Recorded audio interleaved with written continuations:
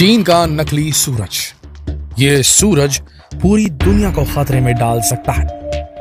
ये तो हम सभी जानते हैं कि जब कभी नकली प्रोडक्ट बनाने की बात आती है तो सबसे पहला नाम चीन का ही आता है। किसी भी प्रोडक्ट की हूबहू कॉपी बनाने में मानो चीन को महारत हासिल है। लेकिन इस बार उसने जो नकली प्रोडक्ट बनाया है उसने तो पूरी दुनिया को टेंशन में डाल दिया है, क्योंकि इस बार चीन ने अपना खुद का नकली सूरज तैयार कर लिया है, वो भी ऐसा जो असली सूरज से भी 10 गुना ज्यादा ऊर्जा पैदा कर सकता है। हालांकि लेटेस्ट न्यूज ये नहीं कि चीन ने आर्टिफिशियल सूरज कैसे तैयार कर लिया, बल्कि लेटेस्ट खबर तो यह है कि चीन के आर्टिफिशियल सूरज ने एक बार फिर से नया वर्ल्ड रिकॉर्ड बना लिया है।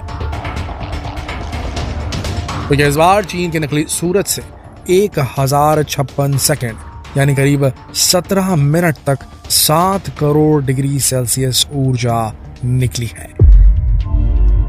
यह अब तक का सबसे ज्यादा समय है जब नकली सूरज से इतनी ऊर्जा निकली है। आर्टिफिशियल सन जिसे साइंटिस्ट ने बनाया है साइंस के मदद से, टेक्नोलॉजी की मदद से, उससे इस तरीके से पहली बार इंसानों ने प्राकृतिक ऊर्जा की तरह, प्राकृतिक सूरज की तरह ऊर्जा जनरेट कर ली है। पिछले साल 30 दिसंबर को हुए एक्सपेरिमेंट के दौरान ड्रैगन ने यानी कि चीन ने अपना ही रिकॉर्ड ब्रेक कर दिया। इससे पहले चीन के बनाए इस नकली सूरज ने 1 करोड़ 20 लाख डिग्री ऊर्जा निकाली थी। लेकिन इस बार इस नकली सूरज से निकली अपार ऊर्जा से पूरी दुनिया टेंशन में आ गई है। वैज्ञानिकों को डर सताने लगा है कि चीन का यह नकली सूरज पूरी दुनिया को कहीं खतरे में न डाल दे। सबसे पहले तो आप ये समझिए कि आखिर इसे आर्टिफिशियल सूरज क्यों कहा जाता है। दरअसल ये एक डिवाइस है जो परमाणु संलयन प्रतिक्रिया की नकल करता है, न्यूक्लियर फ्यूजन रिएक्शन की नकल करता है, जिससे असली सूरज को शक्ति मिलती है। न्यूक्लियर फ्यूजन से असली सूरज को शक्ति मिलती है। ठीक उसी तरीके से उसी न्यूक्लियर फ्यूजन रिएक्शन का इस्तेमाल करके कृत्रिम सूरज डेवलप किया है चीन ने। चीन के डिजाइन किए गए इस टेक्निक में हाइड्रोजन और ड्यूटेरियम जैसी गैसों का इस्तेमाल फ्यूल ईंधन के तौर पर किया जा रहा है। दावा है कि साल 2040 आते आते चीन अपनी इस टेक्नोलॉजी के बूते बिजली भी पैदा करने लग जाएगा। आपको बता दें, चीन ने साउथ वेस्ट सिचुआन प्रोविंस के हेफाई में मौजूद न्यूक्लियर रिएक्टर में इस काम को अंजाम दिया है। चीनी मीडिया की माने तो ये डिवाइस गर्म प्लाज्मा को मिलाने के लिए ताकतवर मैग्नेटिक फील्ड का इस्तेमाल करती है। इसका टेम्परेचर 15 करोड़ डिग्री सेल्सियस तक पहुंच सकता है, क्योंकि सूरज की कोर से यानी कि असली सूर्य की कोर यानी कि उसके मिड पॉइंट, उसके जो पूरा जो कोर है उसका, उससे 10 गुना से भी ज्यादा गर्म है। मतलब साफ है कि जो सूरज पूरी दुनिया को अपनी रोशनी से रोशन करता है, हमारी कायनात को रोशन करता है, वैसा ही सूरज चीन ने बनाने की हिमाकत की है। फर्क सिर्फ इतना है कि इस नकली सूरज को न्यूक्लियर फ्यूजन की मदद से बनाया गया और इसे कंट्रोल भी इसी से किया जाएगा।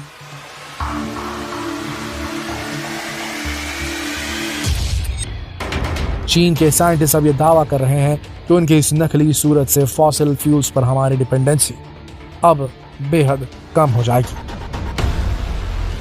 ये बात तो सही है, लेकिन कहीं एक्सपेरिमेंट गलत हो गया तो इससे जो तबाही मचेगी उसके बारे में कल्पना भी नहीं की जा सकती। कहा तो वैसे ये भी जा रहा है कि सूरज से पैदा की गई न्यूक्लियर एनर्जी को स्पेशल टेक्नोलॉजी से एटमॉस्फेयर के लिए सेफ ग्रीन एनर्जी में बदला जा सकेगा, जिससे धरती पर ऊर्जा का बढ़ता संकट दूर किया जा सकेगा। लेकिन क्या ये सच में इतना आसान होगा? क्या सिर्फ इसके फायदे ही फायदे होंगे?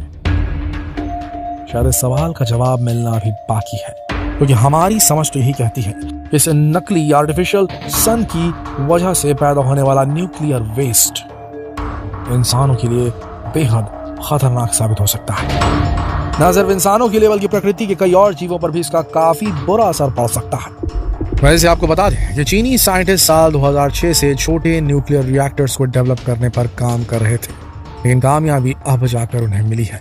यानी अब दौर कुछ ऐसा चला है जब दुनिया की दूसरी सबसे बड़ी इकोनॉमी चाइना से अमेरिका को कड़ी टक्कर मिल रही और चीन दुनिया में पहले नंबर पर काबिज होने के लिए बहुत तेजी से आगे बढ़ रहा है।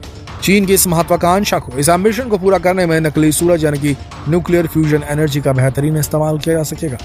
चीनी मीडिया ये ढिंढोरा पीट रहा है कि इस न्यूक्लियर फ्यूजन एनर्जी का डेवलपमेंट चीन की एनर्जी रिक्वायरमेंट्स को पूरा करने के लिए तो जरूरी है ही, चीन की अर्थव्यवस्था और विकास के लिए भी बेहद जरूरी है। चीन तो ये भी दावा कर रहा है कि उसका ये नकली सूरज असली सूरज की तरह ही शुद्ध ऊर्जा देगा और इसे न्यूक्लियर फ्यूजन से कंट्रोल किया जा सकेगा।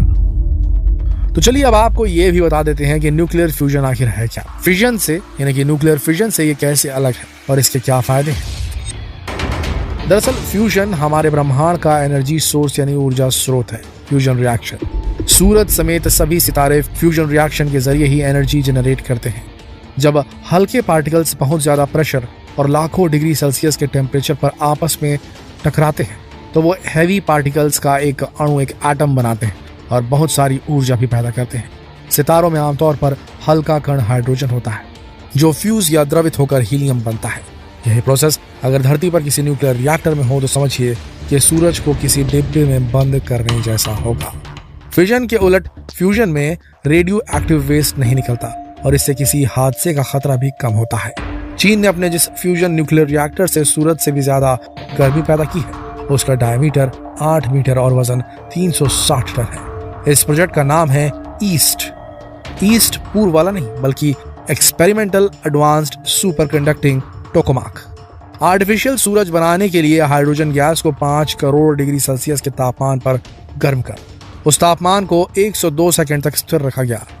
आप ये भी जान लीजिए कि असली सूरज का तापमान 15 मिलियन यानी कि 1 करोड़ 50 लाख डिग्री सेल्सियस के करीब है, जबकि नकली सूरज का तापमान 150 मिलियन यानी कि 15 करोड़ डिग्री सेल्सियस से भी ज्यादा है।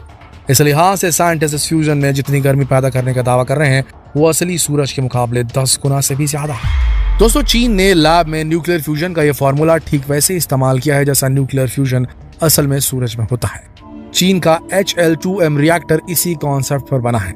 चीन को यह कामयाबी 14 साल की मेहनत के बाद मिली है। उससे भी खास बात यह कि चीन को यह कामयाबी ऐसे वक्त मिली है जब दुनिया भर के वैज्ञानिक ये कह रहे हैं कि सूरज की रोशनी लगातार कम हो रही है। खुद नासा के रिसर्चर्स भी यही बता रहे हैं। हमारी गैलेक्सी में मौजूद दूसरे तारों के मुकाबले सूरज जल्दी कमजोर हो रहा है। अगर ये सही है तो धरती पर आइस एज यानी हिमयुग की आशंका गहराने लगी है। इससे उबरने के लिए नकली सूरज की यह खोज बेहद अहम मानी जा रही है। दोस्तों, दुनिया के कई और मुल्क भी ऐसे प्रोजेक्ट्स पर काम कर रहे हैं, लेकिन सब के मुकाबले चीन काफी आगे निकल गया है। कैसे, ये भी समझ लेते हैं। दरअसल परमाणु ऊर्जा पर हमारे देश भारत में बीते 55 सालों से काम चल रहा है।